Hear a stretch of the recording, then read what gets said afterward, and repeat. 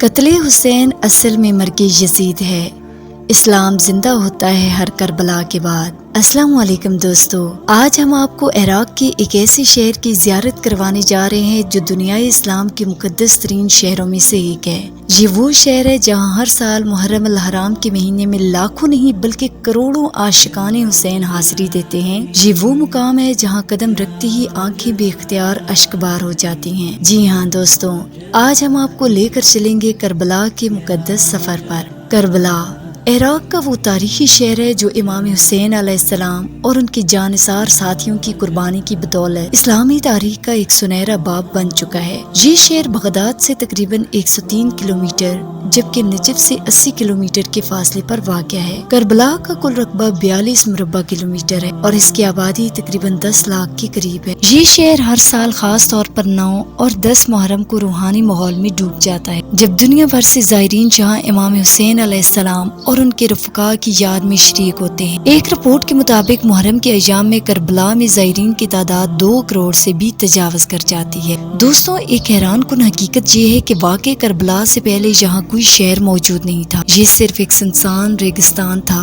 جہاں 10 محرم 61 ہجری کو وہ عظیم معرکہ ہوا جسے جنگ کربلا یا بیٹل آف کربلا کہا جاتا ہے۔ یہی وہ مقام ہے جہاں نواسۂ رسول صلی اللہ علیہ وآلہ وسلم حضرت امام حسین علیہ السلام کو شہید کیا گیا۔ بعد ازاں اسی مقام پر آپ کا روضہ مبارک تعمیر کیا گیا اور آہستہ آہستہ اس کے ارد گرد آباد کاری شروع ہوئی۔ یہی بستیاں بعد میں شہر کربلا کہلائیں۔ کربلا کو 2 حصوں میں تقسیم کیا جاتا ہے: قدیم کربلا جہاں زیادہ تر مقدس مزارات اور روایتی بازار موجود ہے، نیا کربلا جہاں عام لوگ رہائش پذیر ہیں۔ روضہ مبارک امام حسین علیہ السلام کے چاروں طرف متعدد روایتی بازار موجود ہیں۔ ان بازاروں کی خاص بات یہ ہے کہ ہر راستہ بالآخر روضے کی طرف ہی جاتا ہے۔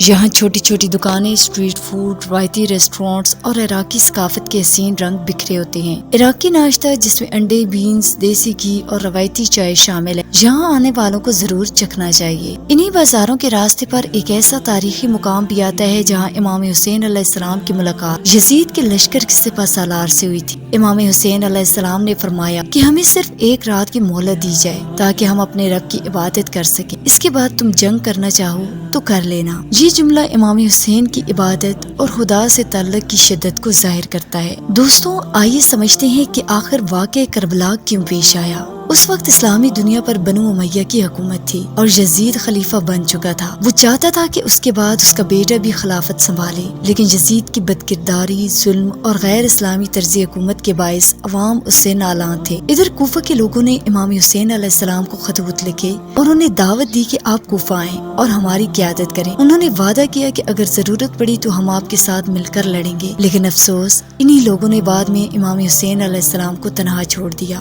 10 محرم کو وہ دلسوز واقعہ پیش آیا جس نے حق اور باطل کے درمیان ایک لکیر کھینچ دی۔ آج کے کربلا شہر میں زیادہ تر لوگ زیارت سے جڑی معیشت پر انحصار کرتے ہیں۔ محرم الحرام شروع ہوتے ہی یہ شہر عقیدت مندوں سے بھر جاتا ہے اور ہر گلی، ہر بازار سے یا حسین کی صدائیں بلند ہوتی ہیں۔ کربلا صرف ایک شہر نہیں بلکہ ایک پیغام ہے: صبر، استقامت، حق گوئی اور قربانی کا پیغام۔ یہ ہمیں یاد دلاتا ہے کہ ظلم کے خلاف کھڑا ہونا ہی اصل ایمان ہے، چاہے تعداد کم ہو یا دشمن قوی۔ آج اس سفر کربلا میں ہم نہ صرف ایک شہر کی زیارت کرنے والے ہیں بلکہ دل کی آنکھوں سے اس عظیم قربانی کو بھی دیکھتے ہیں جو رہتی دنیا تک انسانیت کو جگاتی رہے گی۔ سلام ہو امام حسین علیہ السلام پر، سلام ہو ان کے وفادار ساتھیوں پر، اور سلام ہو کربلا کے ہر ذرے پر۔ کربلا صرف ایک معرکہ نہیں بلکہ ایمان، قربانی اور سچائی کی اعلیٰ مثال ہے۔ دوستوں، واقع کربلا کو صرف مظلوم اور ظالم کی جنگ کہنا درست نہیں، یہ در حقیقت حق، جرأت، بہادری اور اللہ پر کامل یقین کی سب سے بڑی مثال۔ امام حسین علیہ السلام اور ان کے جانثار ساتھیوں نے ظلم کے خلاف ڈٹ کر کھڑے ہونے کا ایسا بے مثال پیغام دیا جو قیامت تک انسانیت کی ضمیر کو جگاتا رہے گا۔ جب امام حسین علیہ السلام نے یزید کی بیعت سے انکار کیا، وہ اپنے خاندان اور وفادار ساتھیوں کے ساتھ کربلا کے میدان میں خیمہ زن ہوئے۔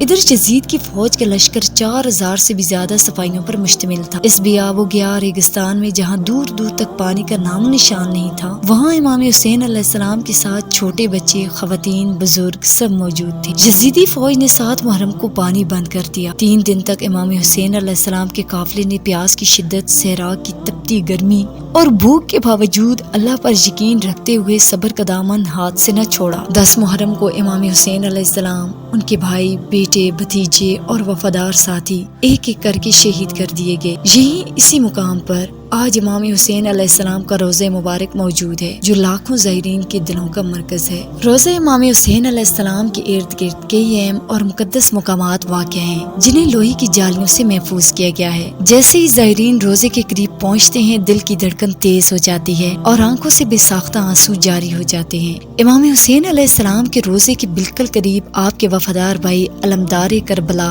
حضرت عباس علیہ السلام کا روضہ مبارک بھی واقع ہے۔ حضرت عباس امام حسین علیہ السلام کے سپہ سالار اور سب سے بڑے وفادار ساتھی تھے۔ جب امام حسین علیہ السلام کے خیموں میں بچوں کی پیاس حد سے بڑھ گئی تو حضرت عباس علیہ السلام پانی لانے نکلے۔ ان کی مشق آج بھی ان کے روضے پر آویزاں ہے، جو ان کی قربانی کی یاد دلاتی ہے۔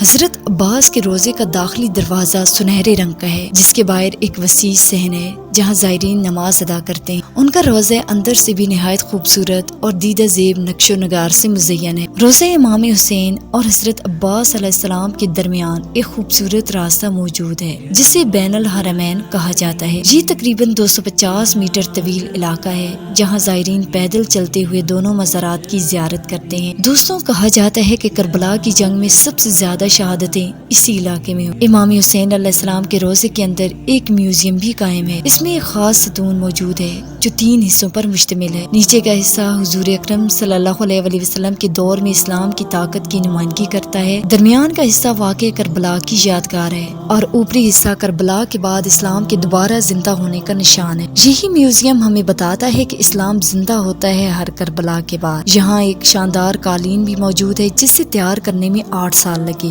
اس قالین پر کربلا کی جنگ کے اہم لمحات کی عکاسی کی گئی ہے۔ نہر فرات وہی تاریخی مقام ہے جہاں سے پانی بند کیا گیا تھا۔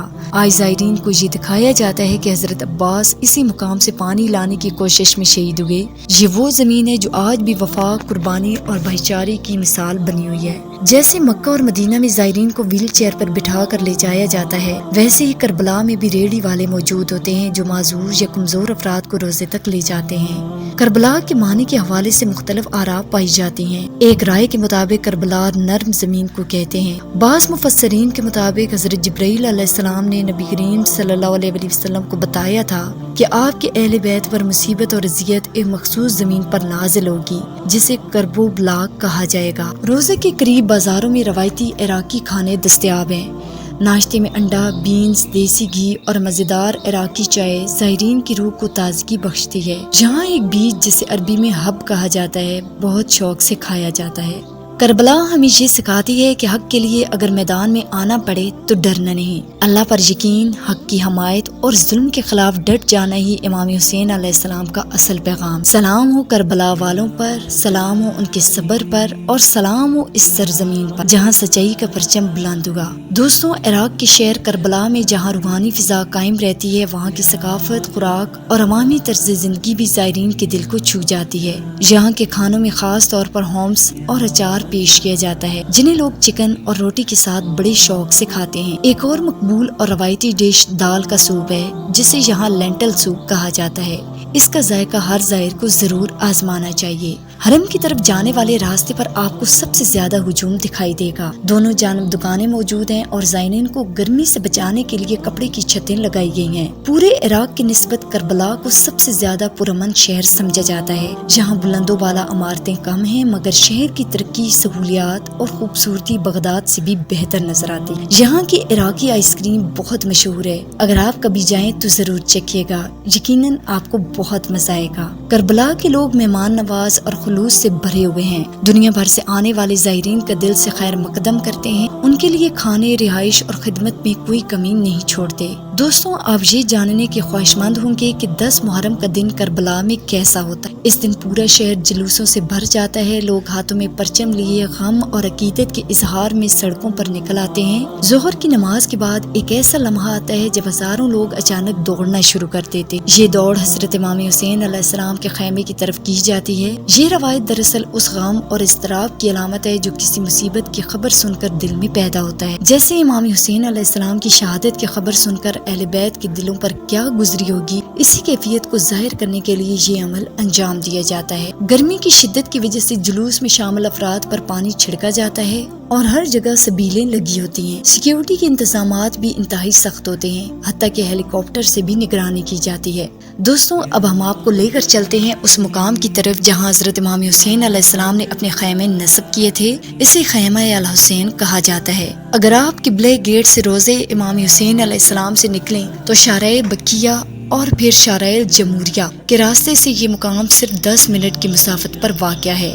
یہ جگہ تاریخ کا ایک زندہ لمحہ ہے جہاں جا کر انسان خود کو 61 ہجری کی فضا میں محسوس کرتا ہے۔ 10 محرم کے بعد کربلا کی رونقیں ایک بار پھر اپنے عروج پر پہنچتی ہیں جب دنیا بھر سے زائرین عربین واک کے لیے نجف سے کربلا کا 80 کلومیٹر طویل راستہ طے کرتے ہیں۔ یہ سفر بعض لوگ گاڑی سے جبکہ ہزاروں افراد مکمل طور پر پیدل کرتے ہیں۔ راستے میں کھانے، پانی، قیام اور ہر سہولت بالکل مفت فراہم کی جاتی ہے۔ لوگوں کی خدمت کے لیے 1452 پول بنائے گئے ہیں، پہلا نجف میں اور آخری کربلا میں۔ یہ سفر عام طور پر 16 سے 17 سفر کے درمیان ہوتا ہے۔ لاکھوں لوگ اس میں شریک ہوتے ہیں اور دوبارہ کربلا شہر میں روحانی ہجوم دکھائی دیتا ہے۔ کربلا میں 5 سٹار ہوٹلز جیسے کہ کربلا بابلان اور قصر المحراب میں ایک رات کا کرایہ 150 سے $400 تک ہوتا ہے۔ محرم کے دنوں میں کرائے کئی گنا بڑھ جاتے ہیں۔ دوستوں اس شہر کی GDP $12 بلین ہے جس کا 70% حصہ ٹورزم سے حاصل ہوتا ہے۔